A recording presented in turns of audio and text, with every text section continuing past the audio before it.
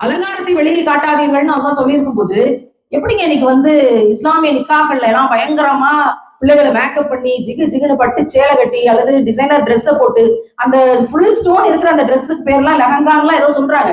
அதெல்லாம் வாஷிங் மிஷின்ல கூட போட்டு துவைக்க முடியாது, அது ஊற வச்சு துவைக்க முடியும்னு எனக்கு தோணல. துவைக்கவே முடியாத ஒரு ட்ரெஸ் 26,000 கொடுத்து ஒரே ஒரு தடவை போடுறதுக்காக வாங்கி அது பிறகு அவங்களோட அலங்காரம் கழுத்தை மட்டும் விட்டுட்டு அங்க இருந்து கீழே கால் வரைக்கும் காட்டுறாங்களே. ஒவ்வொரு யூடியூபர்ஸும் நாங்க ஊருக்கு போய் மேக்கப் பண்றோம், நாங்க எல்லா ஊருக்கும் அதுக்கு பேர் என்ன, அந்த பேர்லாம் மறந்து போச்சு. அவங்க போய் மேக்கப் பண்ற விஷயங்களை எல்லாம் ஊருக்கு ஒரே நாள்ல 4 ஊருக்கு போறதுனால இது மேக்கப் மாரத்தான் அப்படின்னு சொல்லி போட்டு அவங்க போறது வர்றது பேசுறது ஜூஸ் குடிக்கிறது டாய்லெட் போறது எல்லாத்தையும் வீடியோ போடுறாங்களே. இது என்னன்னு எங்களுக்கு ஒண்ணும் புரியல. நான் உங்கள்கிட்ட கேக்குறேன், உங்களுடைய வீட்டு நிக்காகள்ல எத்தனை பேரு இந்த மேக்கப் ஆர்டிஸ்டுகளை கூப்பிட்டு நீங்க உங்க பிள்ளைகளுக்கு மேக்கப் போட்டீங்க? என் கையெல்லாம் தூக்க வேண்டாம், சொல்லவும் வேண்டாம், உங்க மனசாட்சிக்கு நீங்க கேட்டுக்கோங்க. உங்க வீட்டு திருமணங்களுக்கு அது அண்ணன் மகளோ உங்க மகளோ யாரா சொந்தக்காரங்க யாரா வேணா இருக்கட்டும், யாரெல்லாம் மேக்கப் ஆர்டிஸ்டுகளை ஒரு பிள்ளை கையில ஒரு பெட்டியோட கொண்டு வருவான். அந்த பெட்டியை எடுத்தானா பெயிண்ட் அடிக்கிற மாதிரி 10 பிரஷ் வச்சிருப்பான். அந்த பெயிண்ட் அடிக்கிற பிரஷ்களோட சேர்த்து ஒரு 20 மேக்கப் கிரீம்கள் லோஷன்கள் பவுடர்கள் வச்சிருப்பான். இது எல்லாத்தையும் எடுத்து முகத்துல மாத்தி மாத்தி தடவுவா. எடுத்து மேக்கப் பண்றதுக்கு முன்னாடி முதல்ல கண்ணை 2ஐயும் திறந்து உள்ள ஒரு லென்ஸ் வைப்பான். கவனிச்சவங்களுக்கு தெரிஞ்சிருக்கும். எதுக்கு லென்ஸ் தெரியுமா? அவங்க அடிக்கிற அந்த 20 பவுடர்ல மேக்கப் லோஷன்ல கிரீம்ல ஏதோ ஒண்ணு கண்ணுல பட்டுச்சுன்னா கண்ணு தெரியாம போயிடும். கண்ணுல இருக்கக்கூடிய கார்னியா அப்படிங்கிற ஒரு பகுதி இறைவன் தந்த அருட்கொடை, அதுல இவங்களோட ஒரு துளி ஸ்ப்ரே ஆனா கூட கண்ணு தெரியாம போயிடும். கண்ணு தெரியாம போயிருங்கிற அளவுக்கு ஆபத்து இருக்கிற அந்த மேக்கப் கிட்டுகள் எதற்காகன்னு கேக்குறேன். நமக்கு அறிவுங்கிறது வேணுமா வேணாமா? கண்ணு தெரியாம ஒரு 4 பிள்ளைகளுக்கு போச்சுன்னா தெரியும் இந்த மக்களுக்கு, ஐயோ இனி இந்த மேக்கப் ஆர்டிஸ்ட்களை கூப்பிட்டு ப்ரொஃபஷனல் மேக்கப் அதுக்கு பேரு. நம்ம வீட்டுல பண்ணிக்கிறதுக்கெல்லாம் பேரு சாதா மேக்கப். இந்த ஆட்களை எல்லாம் கூப்பிட்டு செய்யறதுக்கு பேரு ப்ரொஃபஷனல் மேக்கப். அதுக்கான சம்பளம் எவ்வளவு தெரியுமா உங்களுக்கு? உங்க ஊர்ல 5,000. பாவம், கஷ்டப்பட்ட மேக்கப் ஆர்டிஸ்ட்கள் போல. 50,000ல இருந்து 5 லட்சம் வரைக்கும் அதுக்கான விஷயங்கள் பேசப்படுது இன்னைக்கு. விலை கொடுத்து விலைக்கு வாங்குறதுங்கிறது இதுதான். எப்படிங்க வீடியோ போடுறதுக்கு அனுமதிக்கிறீங்க? இந்த மக்கள் எப்படி இத்தனை பிள்ளைகள் இன்னைக்கு இந்தியா முழுக்க இஸ்லாமிய பெண் பிள்ளைகளுடைய நிக்கா போட்டோஸ் நிக்கா வீடியோஸ் அதுல ரொம்ப பெரிய அறிவாளித்தனமா கண்ணை மட்டும் மறைச்சிருது, மூக்கை மட்டும் மறைச்சிருது, உதட மட்டும் மறைச்சிருது, மத்ததெல்லாம் போட்டுறது. அப்ப எல்லாம் சொல்லுவான், கண்ணை மட்டும் விட்டுறேன், மூக்கை மட்டும் விட்டுறேன், உதட மட்டும் விட்டுட்டு மத்ததெல்லாம் நரகத்துல நெருப்புல போட்டுறேன் அப்படின்னு சொன்னா நிலைமை என்ன ஆகுது? இதை பற்றி பேசினா நம்ம எல்லாம் பிற்போக்குவாதிகள், இவங்கெல்லாம் முட்டாள்கள், அறிவற்றவர்கள், மடக்கூட்டங்கள். நாங்க அப்படி இருந்துட்டு போறோம் அந்த உலகத்துல. மறுமையில சிறப்பான விஷயத்தெல்லாம் எனக்கு தருவான்ல. அலங்காரத்தை வெளியில் காட்டாதீர்கள் படிச்சு சொல்லும் போது இந்த கூட்டம் என்னவா மனித கூட்டம் மாறிடுச்சு, முஸ்லிம்களே இப்படி பண்றாங்களா அப்படிங்கிற அளவுக்கு இப்படி நடந்துச்சு. இப்ப இதுக்கெல்லாம் என்ன மாற்று? உங்கள் வீட்டு நிக்காகளுக்கு பிள்ளைகளை அலங்காரப்படுத்துறதுக்கு நம்ம போதும், அவனோட ஃப்ரெண்ட்ஸ் போதும்.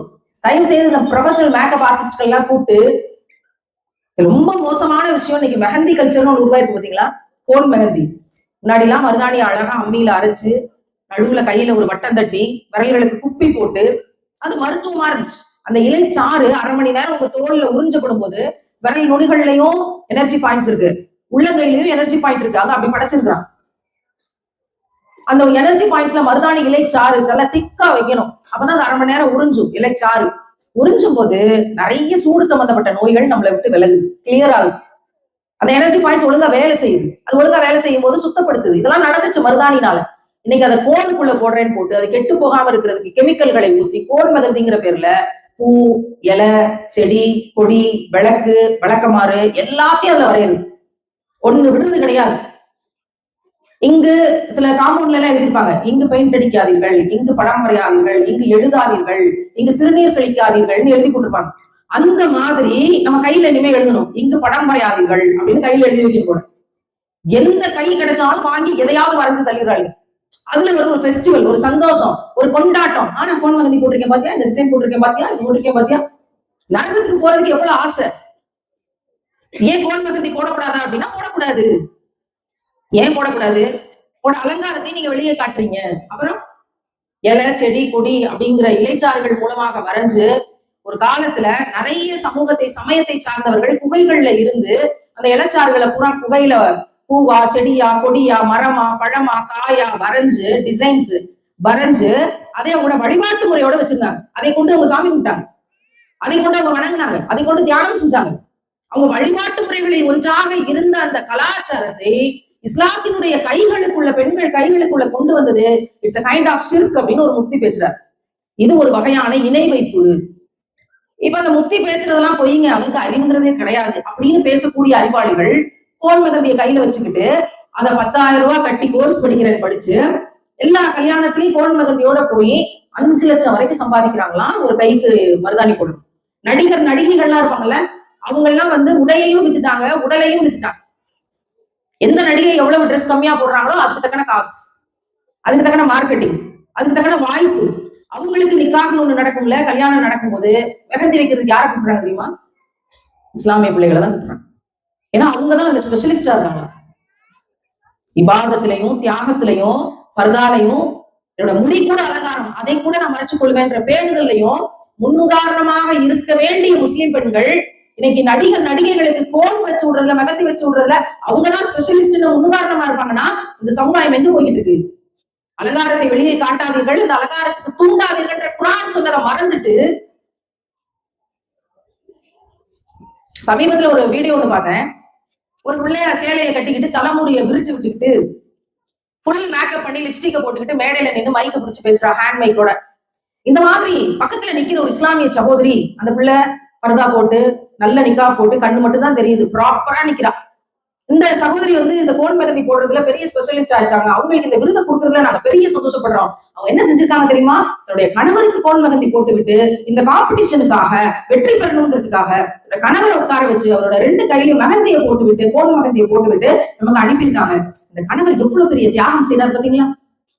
சாதாரணமா நம்மளே கோல் மெகந்தி போடும்போது அந்த முடியெல்லாம் இருந்துச்சுன்னா நமக்கு ரொம்ப கஷ்டமா இருக்கும். ஆனால் ஒரு ஆணாக இருந்து கொண்டு, தாயே நீ மெகந்தி போடு, இந்த போட்டியில நீ போய் ஜெயிச்சுட்டு வா, உனக்கு வெற்றி கிடைக்கட்டும், நானே உனக்கு மாடல் ஆகிறேன்னு சொல்லிட்டு அந்த கணவர் உட்கார்ந்து அந்த 2 கைகள்லயும் ஃபுல் மெகந்தியை போட்டு இவ்வளவு சப்போர்ட் பண்ற ஒரு கணவர் இருக்க வரைக்கும் பெண்களுடைய முன்னேற்றத்தை யாராலும் தடுக்க முடியாது. எல்லாம் கைதுட்டாங்க. கிராமங்கள்ல ஒரு பழமொழி சொல்லுவாங்க, விளக்கமாத்து கட்டைக்கு பட்டு குஞ்சம், கேள்விப்பட்டிருக்கீங்களா? அதுதான். இஸ்லாத்துல ஆண்களுக்கு கோல் மெகந்தி போடுறதுக்கு அனுமதி இருக்கா இல்லையான்னு எனக்கு தெரியலங்க, தெரிஞ்சவங்க சொல்லுங்க. அந்த கோல் மெகந்திய வீடியோ போட்டு உலகத்துக்கெல்லாம் காட்டுறதுக்கு அனுமதி இருக்கா இல்லையான்னு எனக்கு தெரியல, தெரிஞ்சா சொல்லுங்க. அலங்காரத்தை வெளியில் காட்டாதீர்கள்னு குர்ஆன் சொன்னதுக்கு இணங்க இது வீடியோ இருக்குதான்னு தெரிஞ்சவங்க சொல்லுங்க. நான் என்ன பண்ணேன், இவங்க முகத்தை பூரா பிளர் பண்ணி அதை வீடியோவா எடுத்து போட்டுட்டேன். வர்றாங்க அடுத்த நாள் உங்க குடும்பத்துல இருக்கவங்க எல்லாம், உங்க அண்ணன்மார்கள், உங்க மம்மி எல்லாம் வர்றாங்க. வந்து உங்களோட வீடியோஸ் எல்லாம் நாங்க தொடர்ந்து பார்ப்போம், நாங்க உங்களோட ஃபாலோவர்ஸ்.